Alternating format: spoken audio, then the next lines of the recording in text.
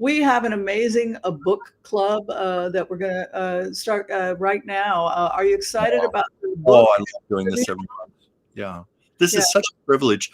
You always choose an excellent book every month, and I get involved in the book, and then I can't wait to meet the author. So this is a treat. This is All right.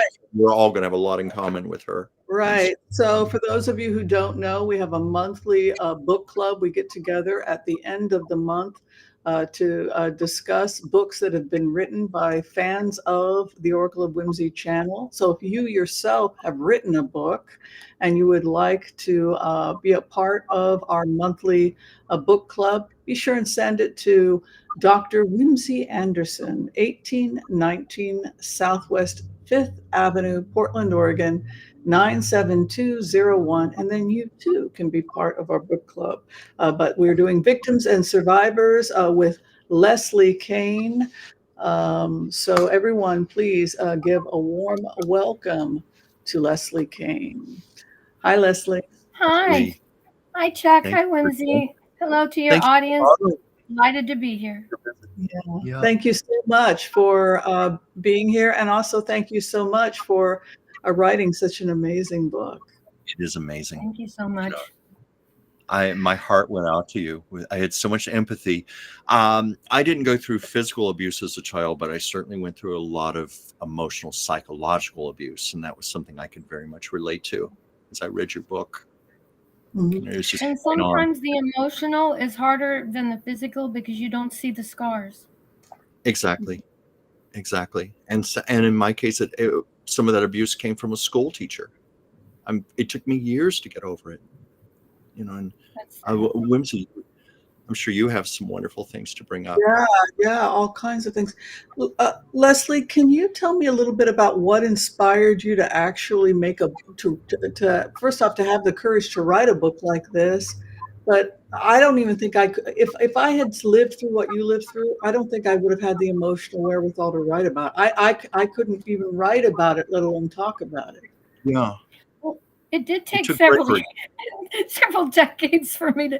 This Yeah. was a book that had 30 years of wanting to write and actually having a dream come true and writing it. And what gave me the catalyst to do this is because I just believe in when something bad happens, you got to try to make something good from it.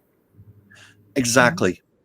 Exactly. I agree with that. Take what you've gone through and use it to educate others and hopefully make things better. If you It's can, all about education. You brought a lot of important things to the light so it could be thank you. addressed. If you Did can you prevent find it it from happening to healing? someone, you got to try. Did you find it healing as you wrote about this? Addressed it No, for yourself personally? No? no. A lot of people think it's cathartic, and for a lot of people, maybe it is. Yeah. But after so many years, I had put it past, but I had written during all the years. So I had documented things, and there's certain things that you don't forget. And I just Yeah. wanted to find out my own answers. Just in my second book, Poetic Justice, is a murder mystery. This was a Uh-huh. mystery, victims and survivors, as to how did this happen to me? How did this happen Right. to my family? How far does it go back in my family? And I found out abuse of one kind or another went back 4 generations. Oh, And it's that's often the the norm. case. Well, I found out things about my mother's family. They had all died before I was ever born, and I heard horror stories. Like my grandmother on my mother's side was actually in and out of mental institutions. She had actually tried to kill my mother Oh my. once. Tried to do it when she was pregnant with my older sister. Stole a Oh, you butcher knife tell out us of the about kitchen. that. Oh, should I tell that here? I'll tell it real quickly. I'm so sorry if this is inappropriate, but this was my grandmother was in a psychiatric ward, and this was in the days before they had proper security and cameras and so forth. She went down into the kitchen and got a butcher knife and had it under her mattress. My mother was 8 months pregnant with my sister, and my grandmother tried to stab her in the stomach in the Oh my. psychiatric ward. Yeah, so I just wanted to make the point that yes, I know what you mean about abuse going back generations. So clearly not happy about being committed by her daughter. Clearly. No, Uh, no. so The thing that I found was the most painful about reading Leslie, for me personally, Leslie, was the schizophrenia of an abuser. The fact that you speak about him as such a nice guy in a lot of ways. That was that's the horror of abusers, is just how they're often charming and wonderful. And it's like, well, we love Michael Jackson, right? You know, it's like it's just Michael. It's just that this kind of dual aspect, like I found that disturbing. I think that it's not like these people walk around in a black cape. No, and what makes it easier to understand is the fact that nobody's, well, not necessarily, but most people aren't all bad. So just because they do bad things, and when I looked into my father's history, he was probably abused by one of his sisters at a very young age. So when you look back, sometimes there's nothing makes you understand what they do. Nothing excuses what they do, but you can kind of have, if you have empathy, you can kind of empathy for the child that was abused before they became an abuser. That's a good point. Yeah.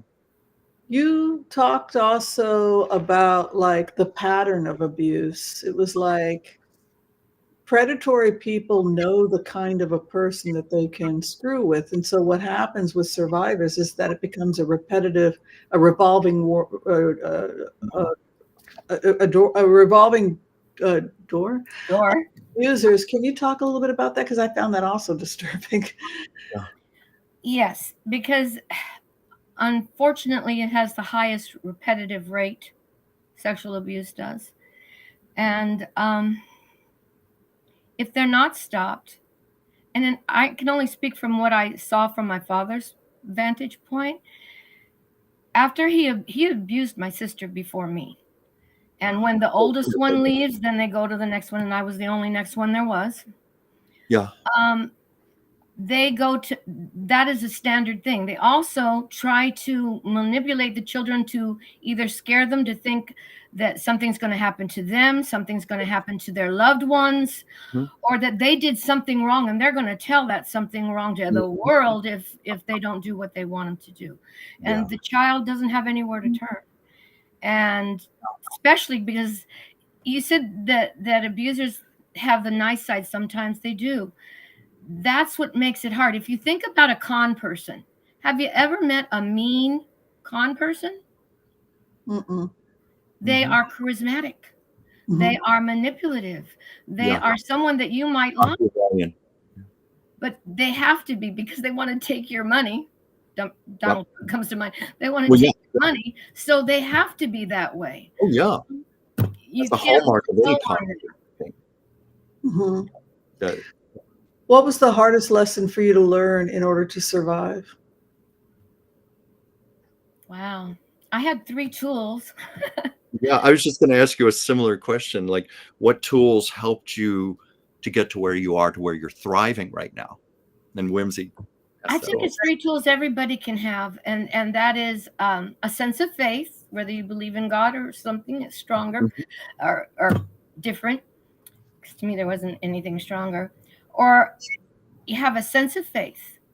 You have a sense of humor, because some things are just so terrible that sometimes you have to laugh because it's laugh or cry.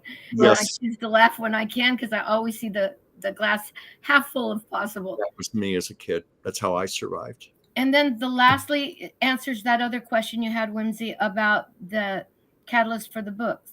And that is a sense of purpose. Because if you don't have a sense of purpose in your life, what are you living for? Right.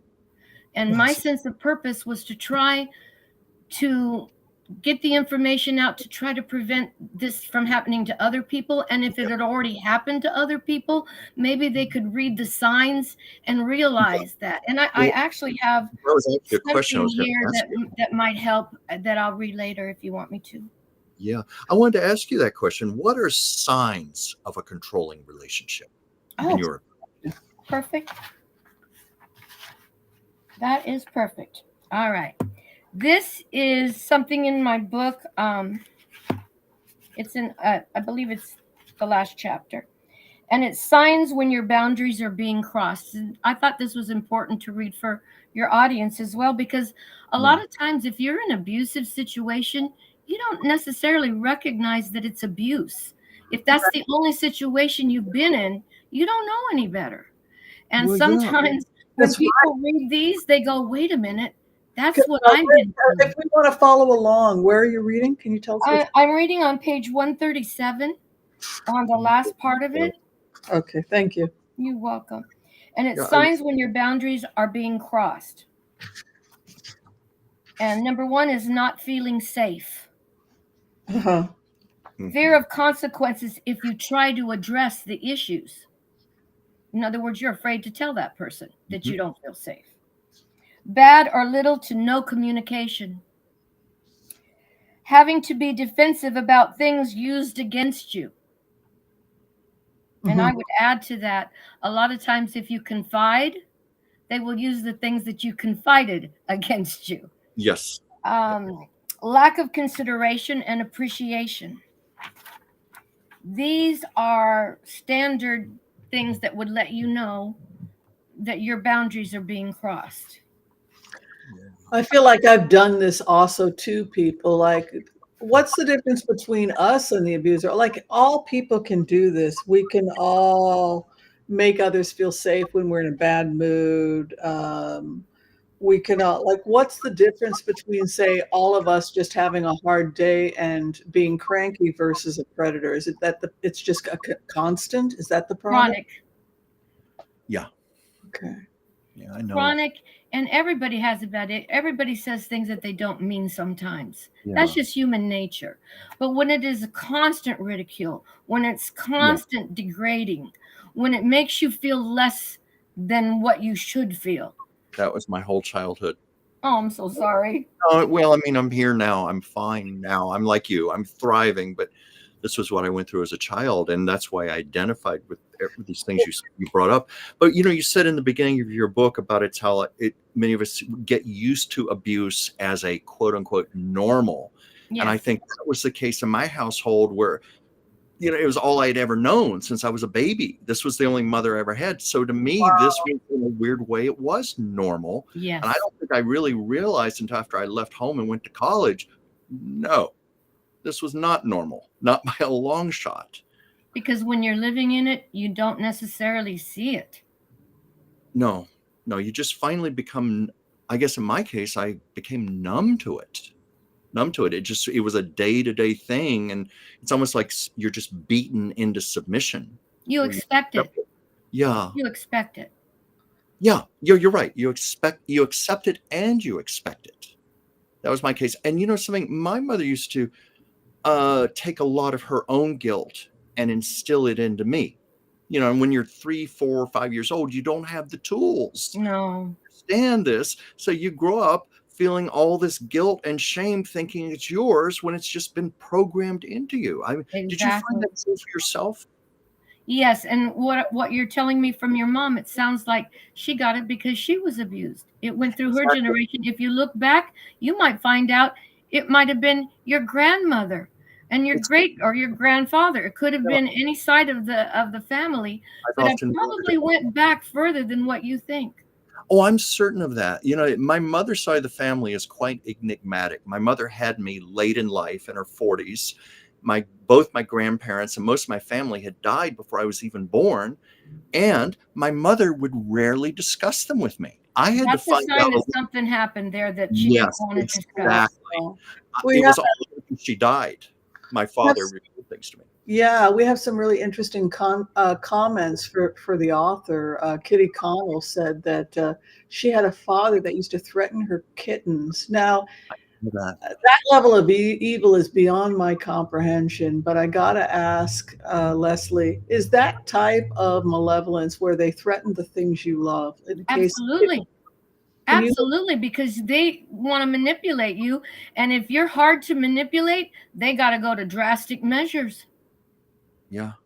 So and then this also what EMA survivor is saying, when you don't trust the person, This is something that's come up a little bit with the issue with Kate and William, where they say he's ferociously protective of his family, and other people say, is he ferociously protective or terrified that the truth is going to come out? And so, how do you know the difference between, say, a husband that's just being very protective of his wife and, say, somebody who's just being very protective because they don't want the truth to come out in their family? Like, those two things can look the same. How do we know They the can, difference? but there are standard things that abusers do that a protective husband doesn't necessarily do. And that is, abusers try to separate the people that they're abusing from their friends, from their family. Now, a jealous person could do that, but then when it gets to unrealistic, that's when you realize, okay, there's something else going on. And I agree. One of the main things that abusers use is, you don't tell people what goes on in our house. What goes on in our house stays in our house. Mhm. Well, that could be for some things, but when it's abuse, it best not stay in the house. Somebody better tell somebody.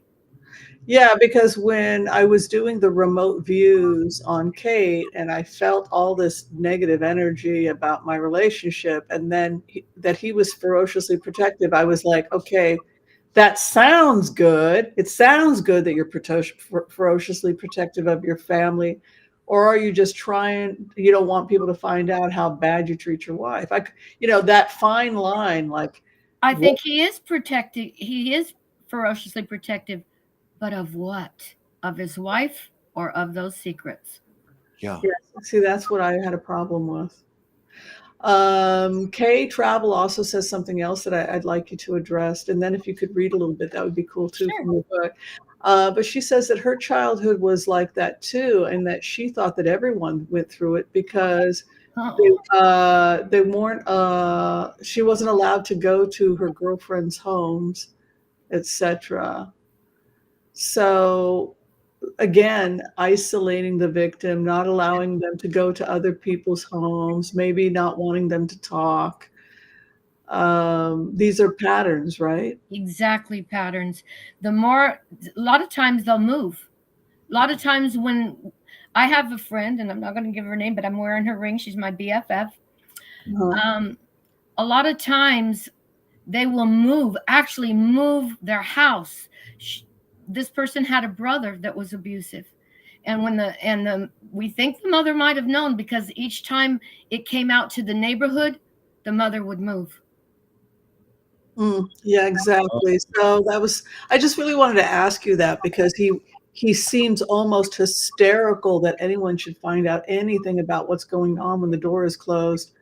And Prince Charles isn't like that. He's like, yeah, I'm sick. I got cancer. Came out and talked to people. This kind of fear and the locked door, I just found it to be so extreme. There's That, more there. yeah. There's more there. I don't know what it is, but there's more there. Mhm.